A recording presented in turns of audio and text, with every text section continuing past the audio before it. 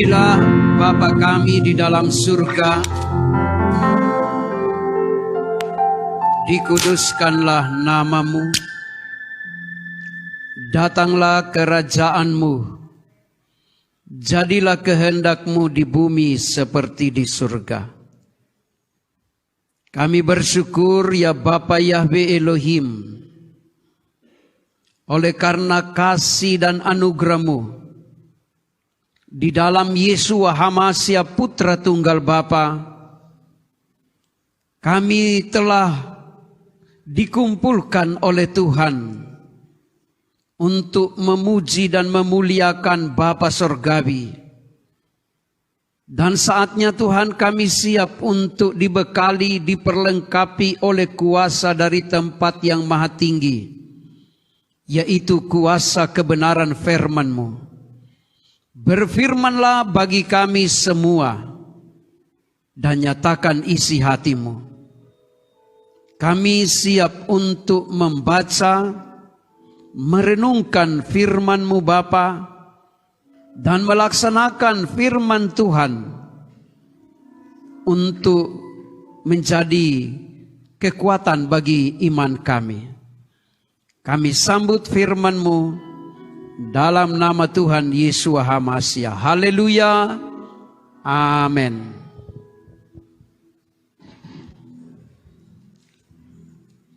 Shalom.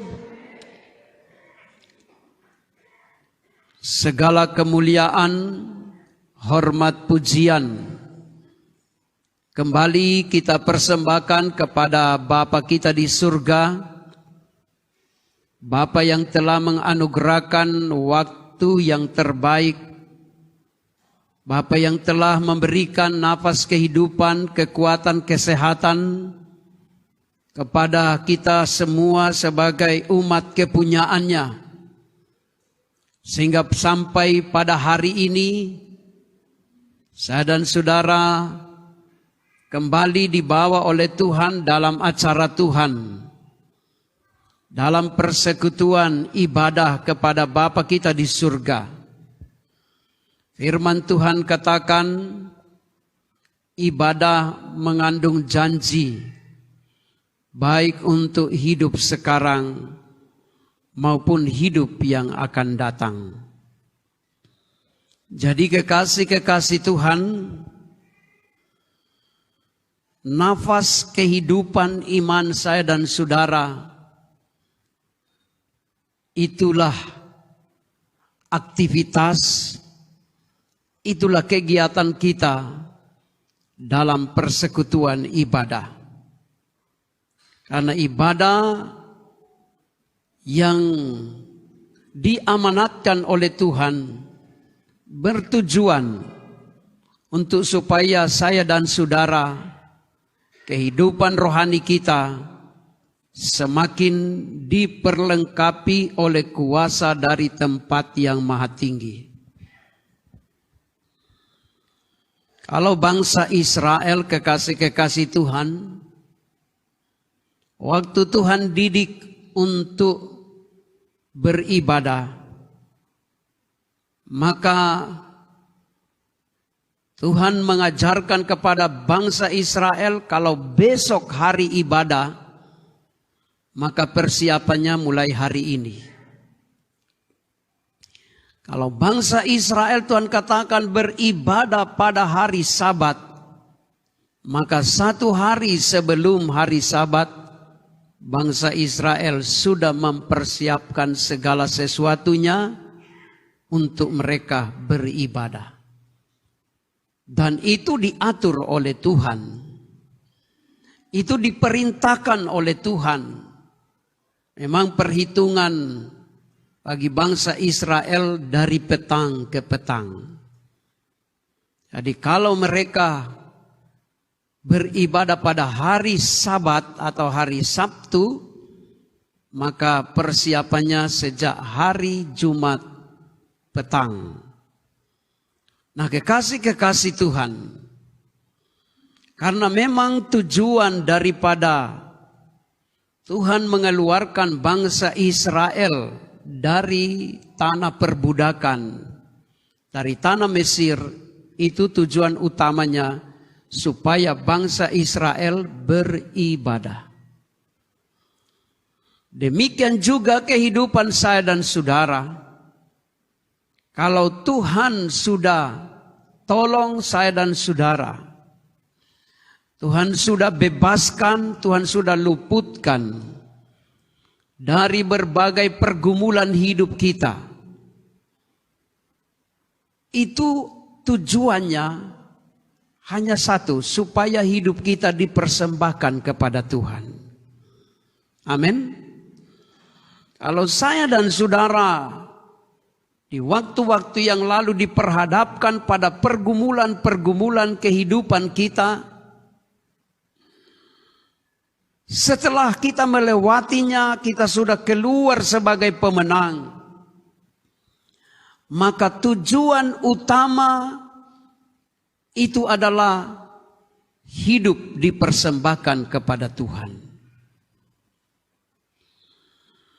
Jadi banyak tantangan yang kita hadapi, ingat, banyak juga kemenangan yang kita akan peroleh.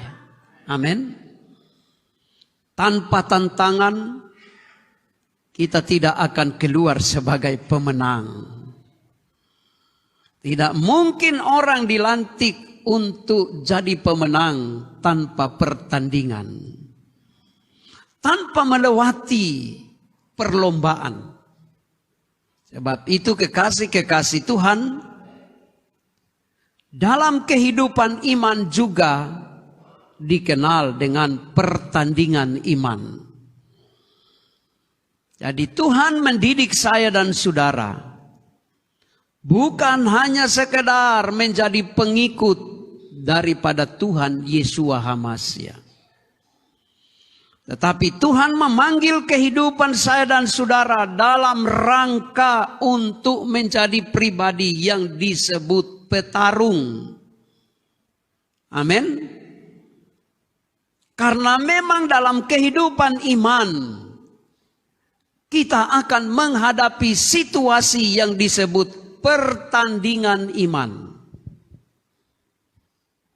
Namanya bertanding, pasti akan membutuhkan berbagai-bagai persiapan.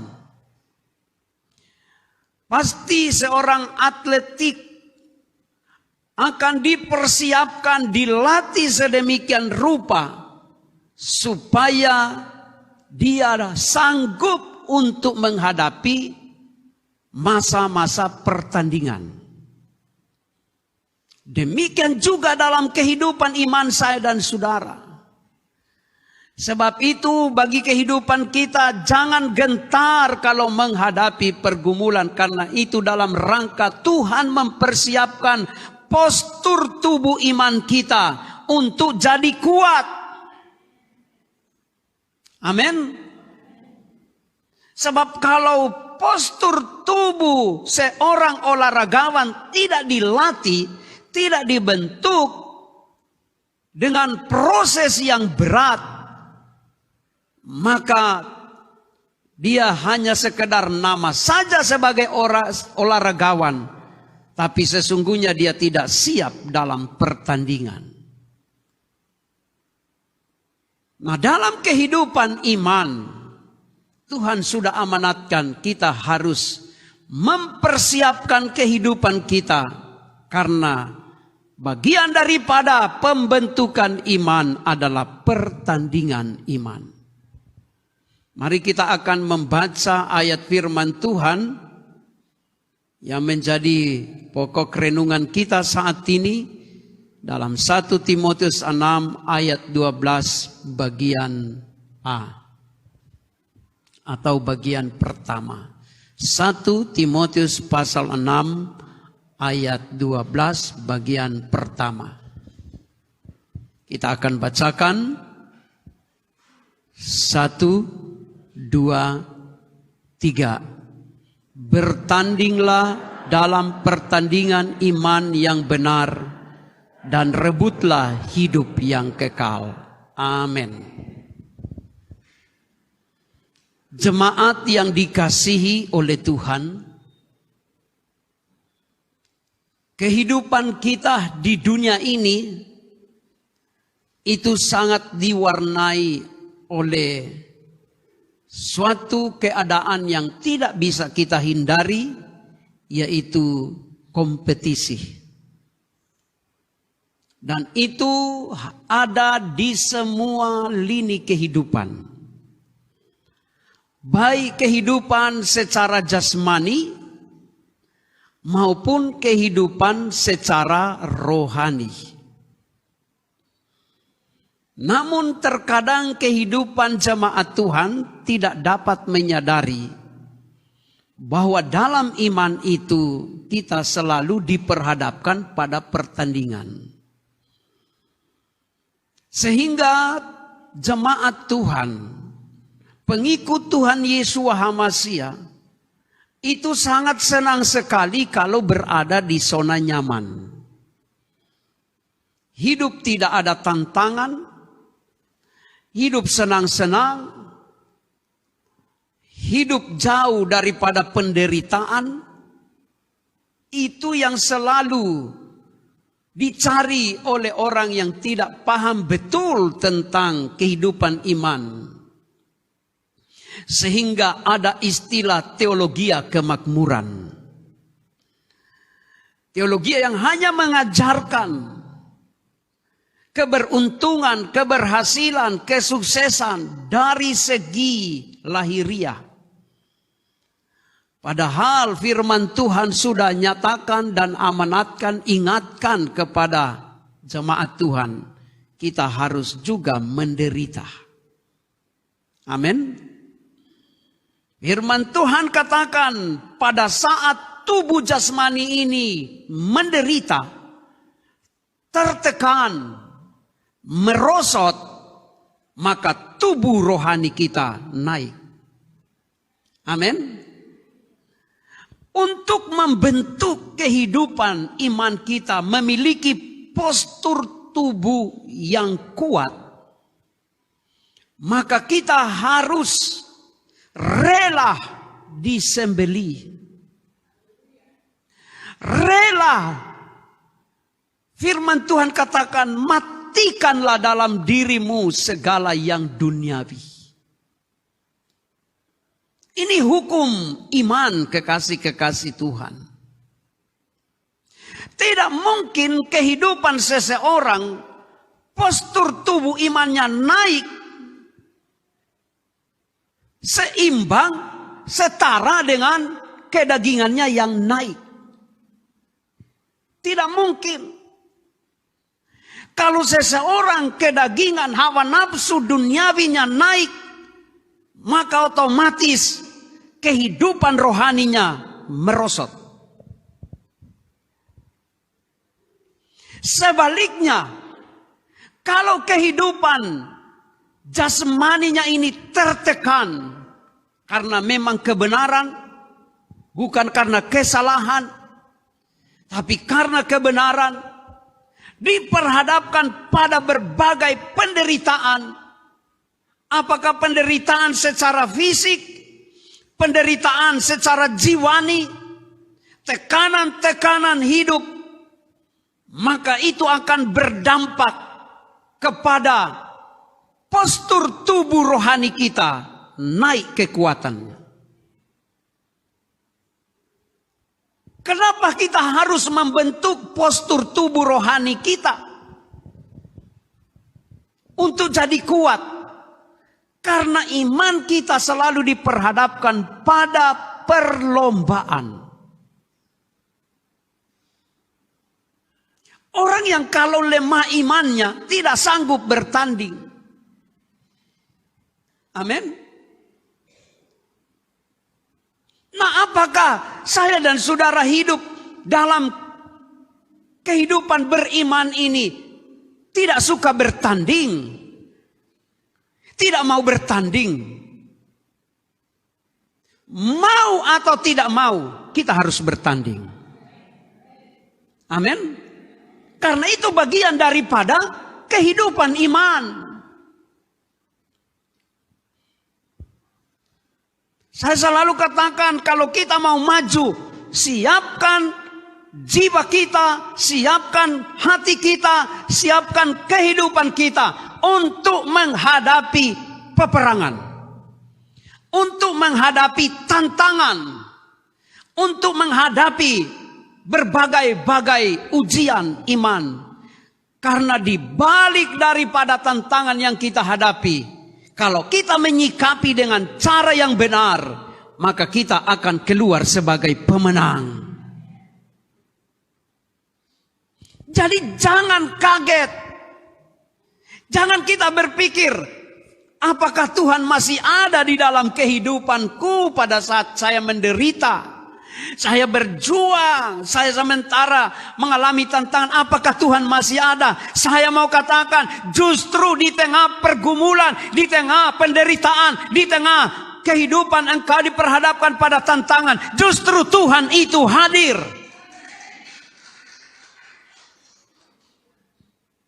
Sebaliknya, apabila kehidupan manusia, hubungan engkau dengan Tuhan mulai ada jarak. Karena memang manusia pada prinsipnya, kalau nyamannya, nanti pada saat menghadapi tantangan, pada saat menghadapi badai, disitulah dia akan berseru, dia akan berteriak, di situ minta pertolongan daripada Tuhan.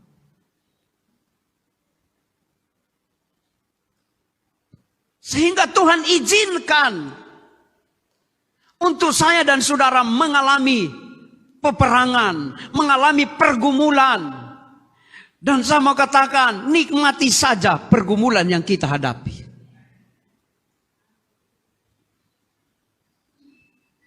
Jangan hatimu jadi resah, jadi ciut, jadi tawar hati. Kenapa orang jadi tidak nyaman pada saat diuji? Kenapa, saudara-saudara?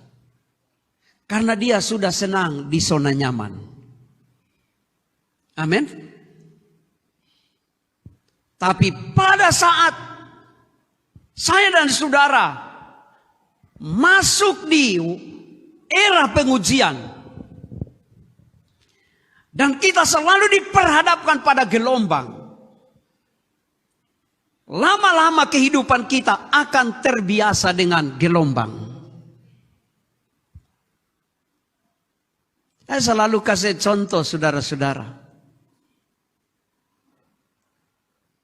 Kalau orang Sangir Talaut takut dengan gelombang, sudah tidak ada kapal yang datang dari Sangir dan Talaut ke Manado. Atau sebaliknya. Karena baru mau dengar cerita, wah, angin barat bertiup luar biasa. Ketinggian gelombang sampai 5 meter. Kapal hampir tenggelam, tapi tidak tenggelam. Dan sampailah di pelabuhan dengan selamat. Besoknya kembali kapal tersebut berlayar lagi. Walaupun gelombang masih mengamuk dengan luar biasa, tetapi namanya pelaut yang sudah terbiasa dengan hadangan badai dan gelombang, dia tetap maju dan maju karena dia sudah terbiasa. Saraf-sarafnya sudah sangat terlatih dengan menghadapi badai dan gelombang. Tetapi kalau terbiasa berlayar terus di danau yang tidak bergelombang, setelah bertiup sedikit angin barat langsung panik dan tidak tenang lagi. Sebab itu sama katakan, kalau kehidupan saya dan saudara hari-hari ini ada pergumulan, nikmati saja pergumulan itu untuk melatih mental saya dan saudara supaya kita menjadi mental petarung. Amin. Supaya kita menjadi pribadi yang kuat. Karena memang iman saya dan saudara harus dibentuk melalui pertandingan. Dibentuk melalui tantangan. Dibentuk melalui pergumulan. Emas saja dari bebatuan yang diambil dari perut bumi harus dibakar dengan suhu ribuan derajat untuk memunculkan emas yang murni. Kalau belum murni dibakar lagi. Kalau belum murni dibakar lagi. Tujuan daripada Tuhan untuk memperhadapkan kita kepada tantangan bukan menjadikan saya dan saudara binasa, tetapi menjadikan saya dan saudara dimurnikan keluar seperti emas yang teruji. Nah, kita akan melihat kekasih-kekasih Tuhan, apa tujuan daripada pertandingan iman. Kita baca di dalam 1 Petrus pasal 1 ayat 9. Kita bacakan 1, 2, 3. Karena kamu telah mencapai tujuan imanmu, yaitu keselamatan jiwamu. Puji Tuhan. Kalau Tuhan membentuk saya dan saudara dengan berbagai-bagai proses, dengan berbagai-bagai tantangan, dengan berbagai-bagai pergumulan. Apakah pergumulan yang terjadi secara internal di dalam diri kita masing-masing? Contohnya melalui sakit penyakit yang menyerang kehidupan kita. Atau pergumulan secara eksternal yang mengancam kehidupan kita dari lingkungan di sekitar kita. Bahkan banyak juga terjadi dari sesama anak Tuhan. Karena memang firman Tuhan katakan, besi menajamkan besi. Jadi kalau sesama anak Tuhan tiba-tiba terjadi gesekan, jangan engkau berpikir secara negatif. Jangan engkau berpikir, wah ini kita punya teman ini setan sudah pakai. Tapi kembali kepada firman Tuhan. Bisa saja Tuhan izinkan untuk engkau diproses melalui teman terdekatmu. Melalui saudara seimanmu. Itulah tantangan, itulah pembentukan secara eksternal. Memang kalau berbicara lawan secara eksternal dari kuasa kegelapan, itu tiap hari harus kita hadapi. Dan kalau kita tiap hari menghadapi kekuatan si jahat, kekuatan setan, maka mentalmu terlatih sehingga engkau sudah berada pada kondisi tidak takut lagi terhadap setan. Karena masih banyak orang takut setan. Kalau bercerita setan, langsung mereka berpikir, aduh jangan sampai dia datang. Padahal firman Tuhan katakan, setan itu berjalan mengelilingi manusia seperti singa yang mengaum-ngaum. Lalu orang berpikir, jangan saya tidak mau karena takut. Tapi sesungguhnya firman Tuhan katakan, lawanmu adalah iblis, lawanlah dia dengan iman yang teguh. Saya menasihati jemaat Tuhan, jangan takut kepada eksistensi kuasa kegelapan. Karena kuasa yang ada padamu lebih besar daripada kekuatan dunia ini. Sebab engkau apabila masih takut kepada kuasa kegelapan, iblis belum menyerang, engkau sudah KO. Karena ada istilah kalah sebelum bertanding. Karena sudah takut. Coba angkat tangan yang tidak takut lagi kepada setan. Angkat tangan. Tidak takut kepada setan. Nyatakan kepada dunia di sekitarmu. Ikrarkan, saya tidak takut kepada setan.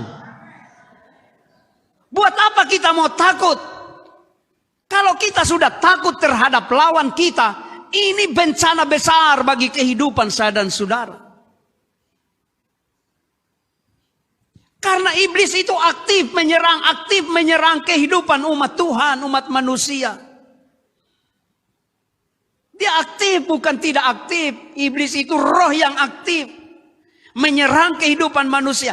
Nah, kalau saya dan saudara punya kekuatan, punya rohani, sudah terintimidasi oleh setan punya pekerjaan, maka kita akan jadi kalah, babak belur, dikuasai, dirugikan oleh setan. Tapi saat ini saya katakan, tampillah engkau sebagai prajurit yang tidak takut dan gentar terhadap kekuatan lawanmu. Ingat firman Tuhan sudah katakan, iblis berjalan di sekeliling manusia. Bukan seperti domba, tetapi berjalan seperti singa yang mengaum-ngaum. Lalu sikap kita bagaimana? Mau takut? Mau gentar? Tidak, kekasih-kekasih Tuhan. Tapi nyatakan di hadapan Tuhan bahwa engkau dan saya adalah umat pemenang. Sebab itu miliki kekuatan hati, saudara-saudara. Hatimu harus kuat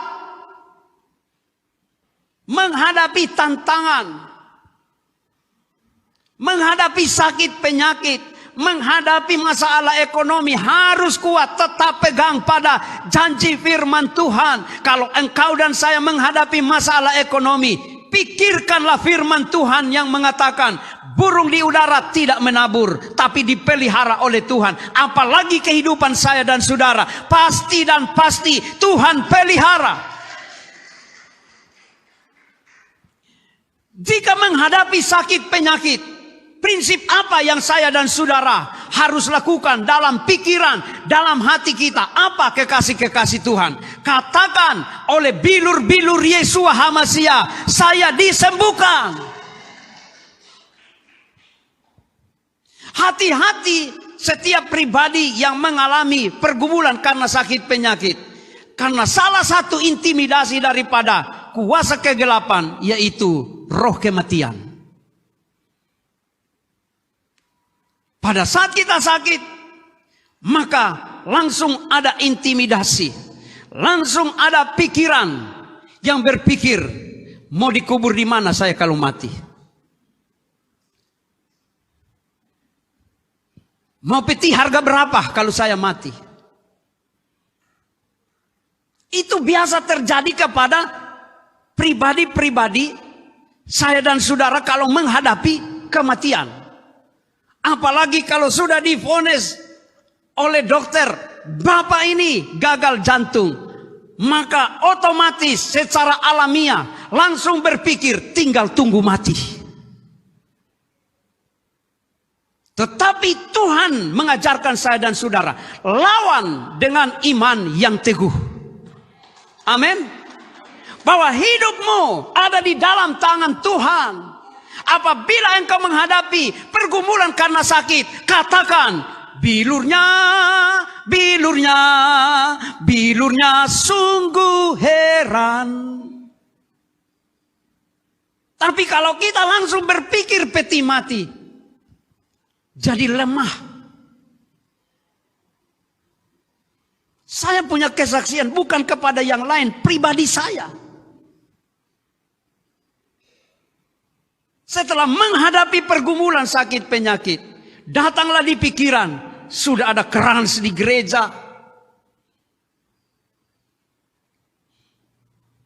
sudah ada peti mati. Tetapi saya tidak gentar, tidak takut dengan hal itu. Saya tetap katakan, hidup saya ada di dalam tangan Tuhan. Saya hidup karena kepentingan Tuhan. Ingat, sakit penyakit bukan mematikan engkau dan saya. Melalui sakit penyakit, kata firman Tuhan, memang kalau secara medis, penyakit jantung itu pembunuh nomor 1 di dunia ini terhadap manusia. Itu secara medis. Tetapi secara iman, di dalam firman Tuhan dikatakan, sakit penyakit bukan faktor yang membawa kematian. Tapi melalui sakit penyakit, Bapa Yahweh dipermuliakan. Melalui sakit penyakit yang saya dan saudara derita, Bapa Yahweh dipermuliakan. Melalui pergumulanmu, Bapa Yahweh dipermuliakan. Jadi itu beda cara berpikir kita dengan kehidupan manusia yang tidak tahu dengan apa yang difirmankan oleh Tuhan. Setiap perkara, setiap situasi, apakah menyenangkan atau menyakitkan, mendatangkan penderitaan, setiap perkara itu, mari kita pakai momen tersebut untuk menjadi momen untuk kita memuliakan Tuhan. Sebaliknya kekasih-kekasih Tuhan, kalau engkau dan saya juga diluaskan oleh Tuhan, diberkati dalam segala usaha dan pekerjaan kita, diberkati perjalanan kehidupan kita dengan hal-hal yang spektakuler, maka kita juga tetap kembalikan bahwa semuanya untuk kemuliaan Tuhan. Amin. Sehingga penderitaan ataupun kesenangan, kesuksesan yang datang dalam kehidupan kita bukan lagi untuk kepentinganku, bukan lagi untuk kemuliaanku, tetapi semuanya hanya untuk kemuliaan Bapa Yahweh. Itulah yang Tuhan kehendaki. Mau sakit, mau menderita, mau senang, tetap hanya untuk kemuliaan Bapa Yahweh Elohim. Mari miliki mental yang kuat. Karena memang kita harus menghadapi pertandingan. Seorang atletik, modal utamanya yaitu mental. Kita akan melihat bagian yang berikut, syarat-syarat dalam pertandingan. 2 Timotius pasal 2 ayat yang ke-5. Kita bacakan 1, 2, 3. Seorang olahragawan hanya dapat memperoleh mahkota sebagai juara apabila ia bertanding menurut peraturan-peraturan olahraga. Puji Tuhan, kekasih-kekasih Tuhan. Betapa pentingnya kehidupan saya dan saudara dalam menjalani pertandingan iman harus tunduk sepenuhnya kepada aturan main. Jangan kita keluar daripada aturan-aturan dalam pertandingan. Apa-apa itu aturan-aturan dalam pertandingan? Itulah ketentuan-ketentuan di dalam firman Tuhan. Terkadang kekasih-kekasih Tuhan, saya dan saudara sudah di pintu gerbang untuk mencapai kemenangan. Tiba-tiba berubah situasi. Tiba-tiba sesuatu yang kita harapkan tidak tercapai. Sekarang pertanyaan. Yang salah Tuhan atau manusia?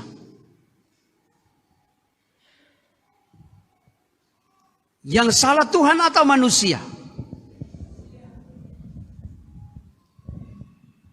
Tuhan bisa berubah kalau manusia berubah. Amin. Mari kita membaca di dalam kitab Nabi Yeremia pasal 18 ayat yang ke-7.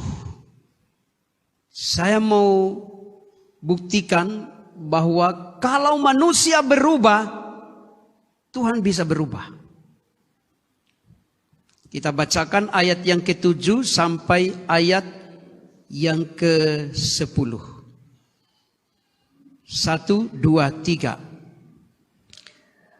Ada kalanya aku berkata tentang suatu bangsa dan tentang suatu kerajaan bahwa aku akan mencabut, merobohkan dan membinasakan.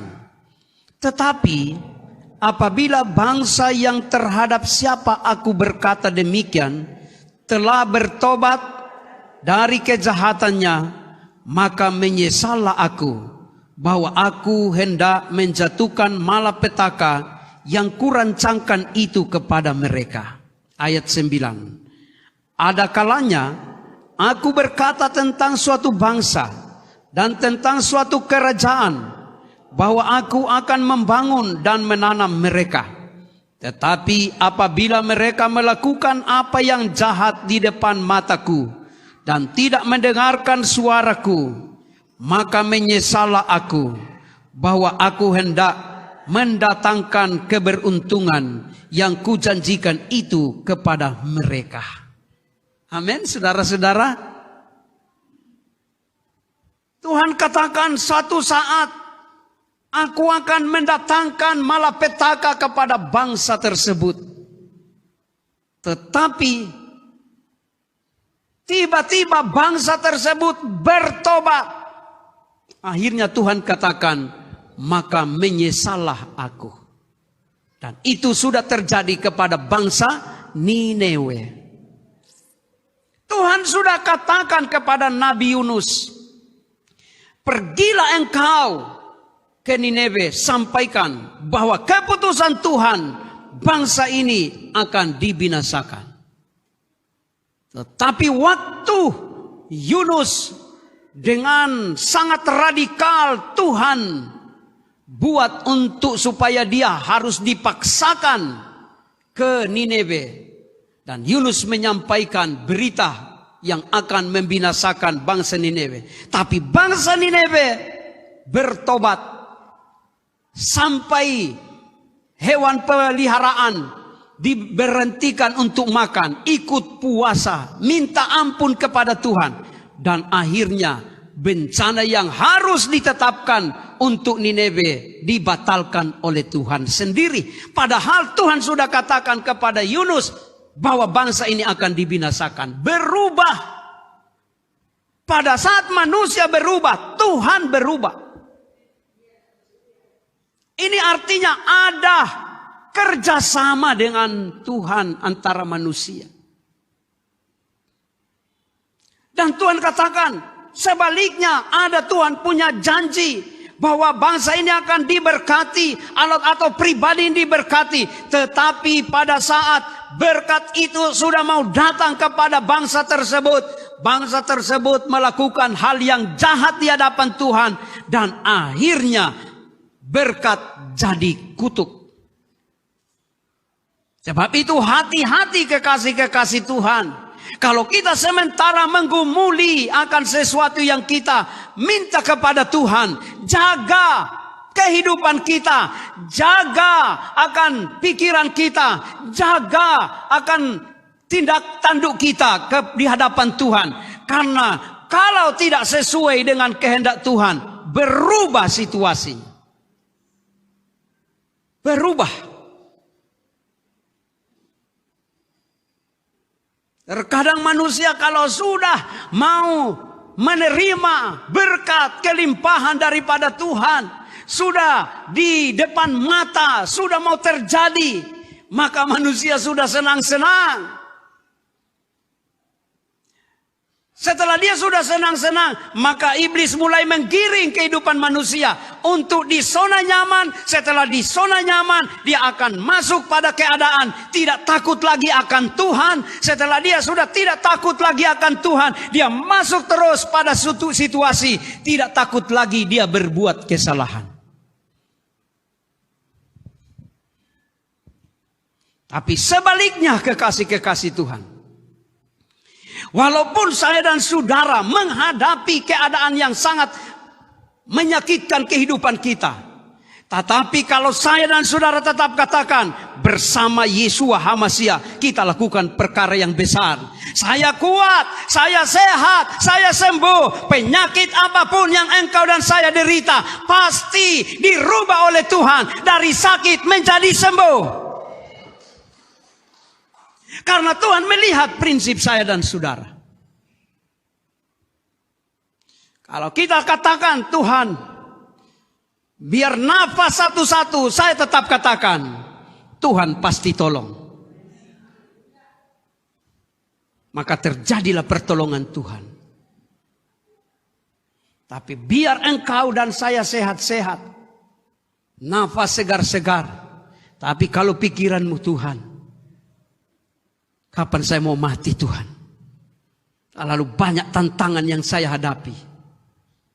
Maka nafas yang segar akan jadi nafas yang sesak nafas. Karena pola pikir kita itu sangat menentukan saraf-saraf kita.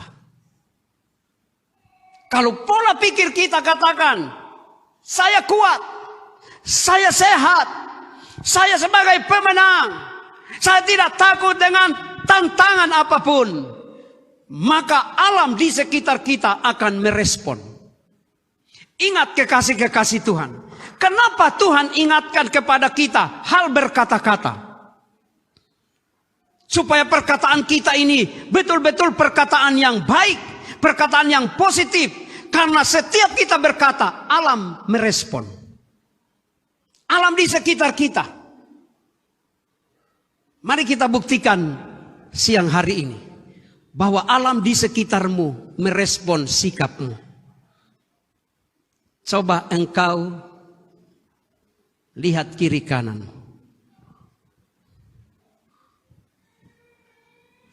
Coba senyum. Coba senyum kepada alam di sekitarmu. Apa respon alam di sekitarmu? Engkau senyum, alam di sekitarmu senyum. Pada saat engkau berbicara dahsyat Tuhan, maka alam di sekitarmu akan merespon. Amin. Pada saat saya dan saudara katakan, saya sembuh, alam di sekitarmu akan membawa nuansa kesembuhan. Berikan kemuliaan bagi Bapa kita di surga. Tapi pada saat kehidupan kita katakan melalui perkataan, saya menderita, maka alam di sekitarmu ada kekuatan yang sangat peka menangkap apa yang engkau sampaikan, yaitu kuasa setan. Karena setan juga dikatakan di sekeliling. Atmosfer di sekitar kita merespon apa yang kita lakukan, gerak-gerik kita. Kalau kita senyum, alam di sekitarmu akan turut senyum. Itu contoh. Sebab itu Tuhan katakan, hati-hati dalam hal berkata-kata. Perkatakanlah positif. Coba engkau berjalan ke pusat kota, ketemu dengan seorang preman, dan senyum kepadanya. Dia pasti berpikir 100 kali lipat untuk berbuat jahat kepadamu. Karena dia senyum. Tetapi coba engkau bertemu dengan orang bukan preman, Tetapi orang biasa-biasa, tapi engkau kasih mata melotot, maka alam di sekitarmu akan melotot juga. Pasti engkau akan diperhadapkan pada kesulitan. Bertobatlah dari cara hidup yang berkata-kata yang negatif. Ada istilah di dunia ini provokasi. Itu artinya alam di sekitarmu merespon. Kalau saya katakan bercerita kepada Pak Dolfi, Pak, jangan percaya lagi sama Pak Mardi. Dia sudah sakit-sakitan. Maka Pak Dolfi pasti akan merespon, terprovokasi.